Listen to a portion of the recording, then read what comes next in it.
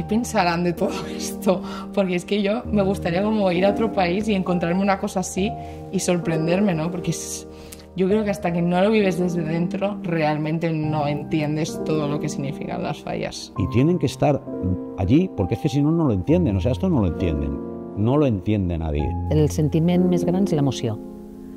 Veure la gent moltes vegades plorar, a mi me fa plorar també.